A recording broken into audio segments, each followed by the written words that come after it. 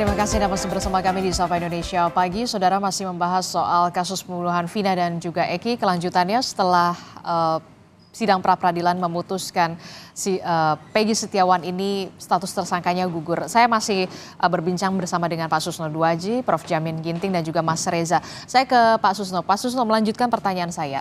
Anda melihat apakah nanti pihak kepolisian akan melakukan itikat baik begitu ya untuk membenahi benang yang memang sudah kusut ini, sudah kadung semuanya, atensi publik mengarah kepada pihak kepolisian, dan apa yang bisa dilakukan oleh para terpidana yang saat ini memang pasti menuntut ini ada kesalahan begitu. Apa yang harus dilakukan saat ini? Oke, jadi yang dilakukan oleh Polri pertama berbenah diri ke dalam bahwa ini terjadi kesalahan, itu sudah putusan pengadilan, bukan saya ya. Kesalahannya fatal, jadi benahi berarti SDM-nya kurang bagus. Dan benahi juga sikap mental gitu, jangan selalu ngotot. Dan benahi juga lembaga pengawas. Lembaga pengawas itu siapa? Propam, Inspektorat, Wasdik. Itu jangan, kemarin kan sudah semuanya mengatakan sudah sesuai prosedur gitu. Sampai Rudiana pun dikatakan tidak ada salah gitu. Nah, sekarang ternyata begitu. Kemudian termasuk lembaga pengawas di luar. Siapa itu? Propam. Nah, Propam juga begitu, mengatakan ini juga berarti bukan Propam, Kompolnas. Harus dibenahi juga. Dan bukan hanya di polisi saja yang harus berbenah. Kejaksaan harus berbenah, termasuk lembaga pengawasnya. Pengadilan juga lebih parah lagi, bahkan sangat parah, karena pengadilan tingkat pertama, tingkat banding, dan tingkat kasasi, dan termasuk KY-nya diam saja. Termasuk lembaga lain, apa itu? Komnas HAM. Komnas HAM dilapori oleh pengacara pada saat sidang pertama 2017 kalau nggak salah, diam saja, tidak ada reaksi atas bahwa telah terjadi penyiksaan dan sebagainya. Jadi jangan ditimpakan pada polisi saja, semua berbenah diri. Nah, berikut apa tugas utama Polri? Pertama, melaksanakan putusan daripada pra-peradilan. Ada yang belum dilaksanakan. Putusan apa? Iya, pulihkan, yaitu belum ada pernyataan tertulis, belum ada santunan dan sebagainya. Itu akan mengangkat citra Polri kalau itu dilakukan. Terus yang paling besar adalah apa? Tugas mencari siapa pelaku sebenarnya. Kalau ini memang tindak pidana, kalau ini memang pembunuhan. Nah, itu harus dilakukan. Makanya tadi kembali ke titik nol. Ke titik nol itu apa? Karena ini pernah dikatakan kecelakaan lalu lintas tunggal, terus menjadi pembunuhan. Maka harus dicari data-data kenapa dikatakan kecelakaan lalu lintas, kenapa dikatakan kecelakaan lalu lintas tunggal, kenapa dikatakan pembunuhan. Itu kan kesimpulan tingkat Polres waktu itu. Nah, sekarang tingkat Mabes Polri turun. Mana yang benar ini? Kita akan celaka nanti kesimpulan polisi itu kalau ternyata ini bukan tindak pidana, ini kecelakaan lalu lintas tunggal. Nah, tapi kalau kecelakaan lalu lintas ada lawan begini, maka yang harus dicari siapa lawannya untuk menentukan apakah lawannya yang salah dan sebagainya. Kalau ini pembunuhan, untuk dilakukan pencariannya. Jadi masih ada 3 probability ya. Atau kecelakaan lalu lintas tunggal, bisa juga apa sebabnya, mungkin sakit jantung, mungkin mabuk, mungkin apa-apa. Keadilan harus ditegakkan dengan bukti saintifik. Oke, terima kasih. Oke, jadi ada 3 kemungkinan yang memang harus dibuka begitu ya. Pertama adalah membuktikan bahwa memang ini adalah memang kecelakaan tunggal, benarkah demikian? Apa penyebabnya? Kemudian juga kalau memang ini pembunuhan juga harus dibuktikan ini apakah memang pembunuhan, dan membuktikan juga, mencari juga siapa pelaku sebenarnya pembunuhan Vina dan juga Eki, begitu ya. Termasuk juga pemulihan nama dari Peggy Setiawan yang memang sudah dikatakan oleh putusan pra-peradilan gugur status tersangkanya, begitu ya, Pak Susno. Nah, oke, itu dari sisi kepolisian. Sementara dari sisi para terpidana, ini kan juga pasti bertanya-tanya kan, wah ini Peggy saja statusnya sudah gugur tersangkanya. Bagaimana dengan nasib saya begitu yang berada di balik jeruji besi begitu, bahkan vonisnya seumur hidup, Pak Susno? Ya, ini bagi para penasihat hukumnya baru 1 yang memajukan, tanggal 24 bersidang. Nah, kemudian yang lainnya, yang 6 segera 7 ya, karena 8 ya. Segera mengajukan, jangan berlama-lama. Ini momentumnya tepat sekali, timingnya tepat sekali, dan nanti tidak akan berani hakim nanti untuk bermain-main lagi. Karena mereka mudah-mudahan Mahkamah Agung sudah mengadakan eksaminasi juga terhadap putusan ini, bahwa itu salah, bahwa itu kurang benar, bahwa itu kurang tepat. Nah, tingkat PK ini juga harus gitu. Jangan lagi nanti hakim PK-nya atau jaksa, karena ini kan nanti akan lawan jaksa dia, penggugat PK. Nanti memori PK akan diadakan kontra memori PK. Nanti di kontra memori PK jangan lagi, wah ini sudah benar sekali, sudah ini, oh nyatanya nggak ada saintifik sama sekali kok. Nah, jangan lagi mengatakan, wah ini yang dimaksud dengan hukum itu ini. Alah, itu kan yang hukum tertinggi itu adalah keadilan. Ingat itu, hukum tertinggi keadilan. Saya senang dengan Hakim Eman Sulaiman, tidak terlalu terikat dengan, putusan pengadilan hanya membicarakan masalah formal, masalah ini. Enggak, dia terobos. Hakim boleh buat hukum kok, memenuhi kekosongan hukum.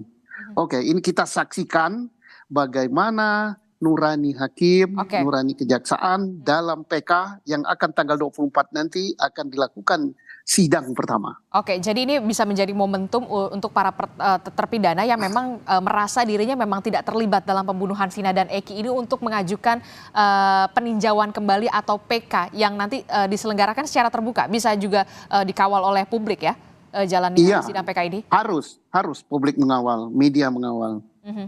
Oke, baik. Saya ke Mas Reza. Mas Reza, Anda tadi menyebutkan tidak ada komunikasi lagi yang bisa dibuka oleh Ibtu Rudiana selaku pelapor pertama soal pembunuhan Vina dan juga Eki, termasuk juga yang katanya Pak Susno Duaji ada bukti telepon genggam, telepon seluler yang ada bukti pesan perencanaan pembunuhan Vina dan juga Eki. Apa desakan dari tim kuasa hukum pihak Vina terhadap pihak kepolisian setelah adanya kasus status tersangka Peggy ini gugur? Termasuk kepada pihak Ibtu Rudiana, Mas Reza. Iya, memang dari awal kejadian itu handphone itu kan baru dikembalikan dari Polsek kepada pihak keluarga itu kurang lebih 3 hari. Jadi yang dikembalikan itu handphone dan sepeda motor. Jadi handphone itu setelah kita cek juga keadaannya masih bagus, sepeda motor juga masih bagus, tidak seperti bekas kecelakaan. Dan di handphone itu juga menurut pengakuan Mbak Marliana, kakak almarhum Vina, itu memang banyak kalau dulu zaman BBM itu chattingan yang hilang dan kontak yang hilang. Kontak hilang dan pesan yang hilang. Iya, kalau tidak salah tinggal beberapa pesan yang tersisa gitu setelah jadi masih ada pesan tapi tidak utuh begitu maksud Anda? Enggak, dihilang, dihapus. Oh, oke. Gitu kan. Jadi kan tidak mungkin biasa kalau BBM isinya cuma hanya 1-2 pesan doang saja gitu kan, pesan dari si Eki atau kan sudah tidak ada semua gitu.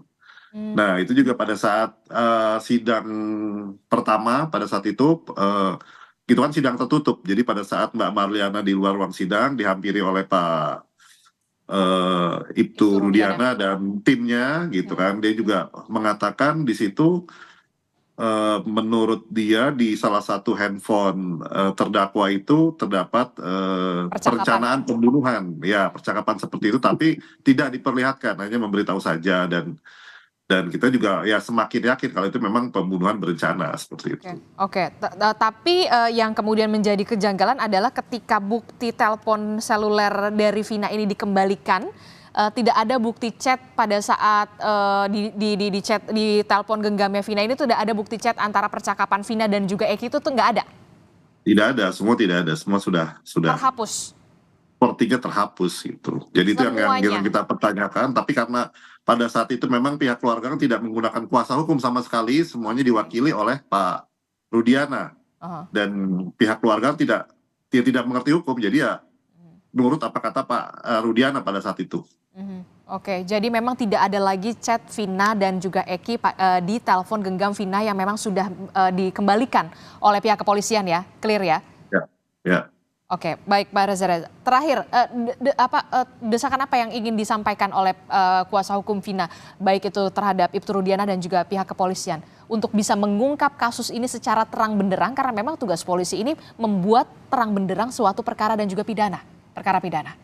Iya, jadi kita dari awal memang berharap dibentuknya tim pencari fakta yang benar-benar independen, bukan Oke. seperti tim pencari fakta yang sudah ada yang hanya membela beberapa saksi, tapi kita benar-benar memohon kepada Pak Presiden Jokowi untuk membentuk tim pencari fakta yang isinya para profesor ahli hukum pidana dan nanti bersinergi dengan para penyidik dari Mabes Polri untuk mengungkap kasus ini biar transparan dan terang benderang. Jadi kasus ini tidak berlarut-larut dan tidak menimbulkan kegaduhan di mana-mana, dan apabila ada yang salah tangkap ya segera dibebaskan. Jadi semua juga harus mekanismenya jelas Clear. karena ini sangat dibutuhkan untuk keadilan keluarga almarhumah Vina. Oke, karena memang sampai sekarang keluarga almarhum Vina dan juga Egy tentu saja masih bertanya-tanya jadinya ya kan? Sampai sekarang sudah bergulir 8 tahun begitu ya. Iya, akhirnya kan menambah kesedihan kepada pihak keluarga. Ya, Karena akhirnya mengingat lagi, misalkan ditanyain rekan-rekan atau akhirnya kesedihan yang berulang-ulang terus gitu kan. membuka luka yang kemudian Betul. tak kunjung sembuh begitu ya bisa dikatakan ya, Betul. Mas Reza. Saya ke Prof Jamin. Prof Jamin, Anda sependapat memang sebegitu perlukah tim pencari fakta independen untuk benar-benar mengusut kasus Vina dan juga Eki ini, pembunuhan Vina dan juga Eki ini? Iya, ini kan sebenarnya Polda Jawa Barat sudah kehilangan muka lah kita bilangnya dengan putusan itu, dan dianggap juga kurang mampu. Ini sebenarnya sudah pantas Kapolri itu turun tangan karena sudah menjadi sorotan publik dan isu besar di negara ini. Saya setuju pembentukan pencari fakta, tapi benar-benar independen, jangan pencari fakta untuk legitimasi kebenaran yang sudah diformulasikan sebelumnya. Itu nggak bagus ya seperti itu. Jadi benar-benar independen apapun intinya. Saya begini ya, ini tadi Ibtu Rudiana kan dari awal dia pelapor, dia yang mendampingi korban, dia buktinya sama dia semua. Kenapa Rudiana ini selama kita pra peradilan nggak pernah muncul dan tidak berbicara? Nah ini kan harusnya pihak kepolisian atau Kapolri yang juga menjadi pimpinan tertinggi dari Pak Rudiana ini bisa memanggil dan memberikan statement, diperiksa begitu. Apa sebenarnya dasar laporan itu, bukti apa yang diberikan. Salah satunya tadi ya, kalau sampai ada alat bukti yang dihapus, CCTV yang dihapus, itu obstruction of justice, itu menghalang-halangi penyidikan, itu semua harus diperiksa. Tadi kuasa hukum menyatakan ada kecurigaan penghapusan terhadap BBM. Dulu kan masih BBM ya, Messenger ya. Jadi bisa dilakukan pemeriksaan untuk membuktikan adanya obstruction of justice, penghapusan barang bukti, menghilangkan barang bukti begitu. Jadi saya sependapat dengan Mas Reza ini begitu. Oke. Pak Susno, terakhir Pak Susno. Ya, terakhir saya mengamini apa yang dikatakan Profesor, itu demi kebaikan bersama. Apa yang dikatakan Mas Riza, soalnya kalau saya ulangi lagi nanti, soalnya banyak yang menuding saya. Saya ini kata pensiunan ya, pensiunan yang memihak kepada ketidakbenaran, yang ingin menjerumuskan polisi. Waduh. Dia membenarkan semua tindakan polisi yang salah, dipuji-puji. Saya dikatakan pensiunan yang cuap-cuap, merusak polisi. Padahal inilah bentuk cinta saya kepada Polri. Untuk mengembalikan citra Polri lagi. Nah kalau pensiunan yang model gitu-gitu, itu ingin menjerumuskan institusi saya. Dan akan saya libas ya kalau menjerumuskan polisi. Jadi saya amini, saya setuju dengan Profesor Jamin Ginting, saya setuju dengan Pak Riza. Setuju, bagus. Oke, termasuk juga menurut Anda perlu juga dibuat tim pencari fakta independen untuk memang benar-benar mengusut tuntas. Jadi sebenarnya ini kasus laka tunggal ataukah pembunuhan Vina dan juga Eki? Iya, harus supaya jelas gitu. Jangan hanya kesimpulan. Karena apa? Dari institusi saya, Polri kan sudah agak kurang dipercaya, boleh dikatakan tidak dipercaya. Ya kalau gitu caranya kan kita limpahkan kepada institusi lain, nggak mungkin. Nah, maka adalah tim pencari fakta yang betul-betul, bukan kayak yang tim yang kemarin yang tanda petik, saya tidak sebut tim siapa-siapa itu ya. Oke, karena memang faktanya adalah nyawa Vina dan juga Eki ini memang sudah tidak ada begitu ya. Itu yang kemudian benar-benar harus dimintakan bisa dikatakan ini kejelasannya seperti apa sebenarnya penyebab kematian Vina dan juga Eki. Itulah yang kemudian ditunggu oleh keluarga Vina dan juga Eki tentu saja sampai detik hari ini. Begitu ya Pak Susno ya? Iya, betul Baik. sekali. Terima kasih Pak Susno Duaji telah bergabung bersama kami, Prof. Jamin Ginting, terima kasih atas perspektifnya, dan juga Mas Reza, terima kasih sudah bergabung bersama kami. Selamat pagi Bapak-Bapak, Assalamualaikum, sehat selalu. Pagi, waalaikumsalam. Waalaikumsalam Mas Riza, Sampai jumpa Pak Profesor Susno. Prof. Jamin.